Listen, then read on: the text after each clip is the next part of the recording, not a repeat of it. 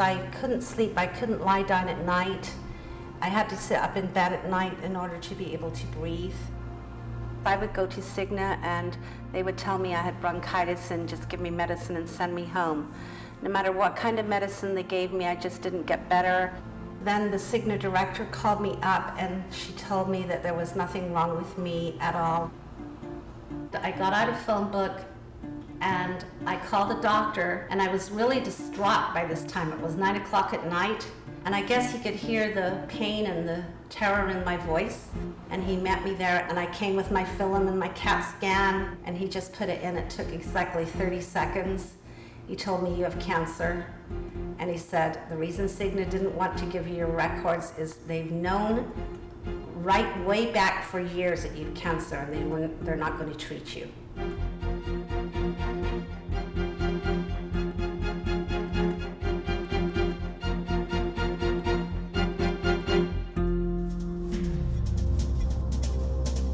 A lot of money is made in this country off of sick people.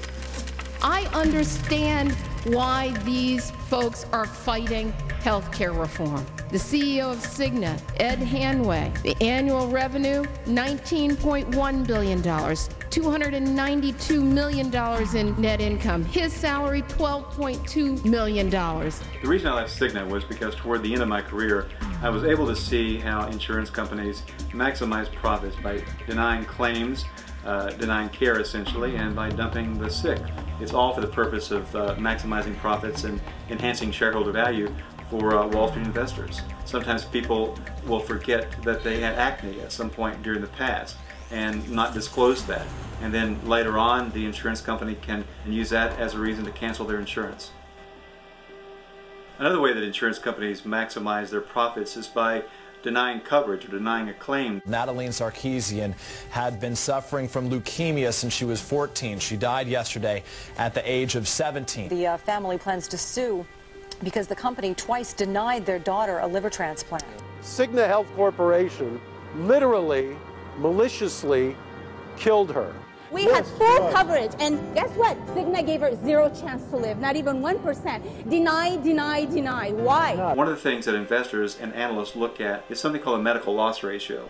And this is a measure of how much of every premium dollar that you contribute is actually paid out in medical claims by the insurance company. The less a company pays out in medical claims, the more money is available for executive salaries.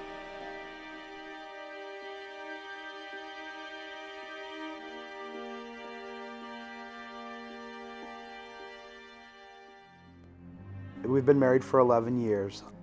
It was April 1st. She had talked about having a headache, and she went to lay down for a little while. She cried out my name in this really hoarse, strange voice. She felt like she was having a stroke. One of the things that was really amazing, if she wanted to answer yes, she would put her thumb up, and if she wanted to say no, she would keep her thumb down, and if she really meant no, she'd put her thumb under her finger. I was away from her for a few days. When I came back, I started asking Marion questions, and I couldn't get her to answer me. I said, Marion, is everything okay? And she put her thumb all the way down under there. We went on for about 2 hours. As I finally got it out of her, I asked, are you afraid that I'm gonna leave you? And she said, yes. And I leaned over and I started whispering our wedding vows into her ear. And I said, for better or worse, in sickness and in health.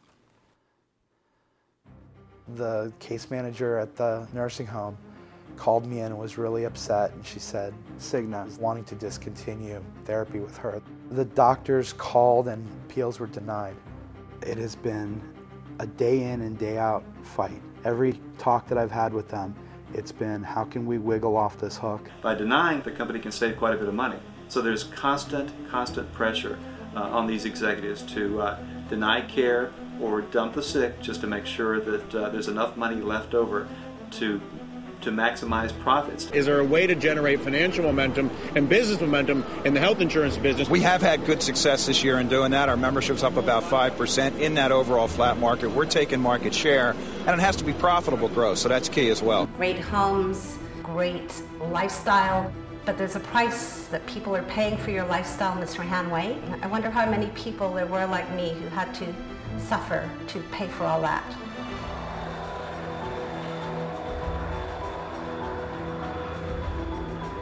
I often would fly on one of the corporate jets. I was given gold-plated flatware to eat my lunch. I was sitting in a very spacious and luxurious leather chair. Someone's premiums were paying for my lunch on gold-trimmed china.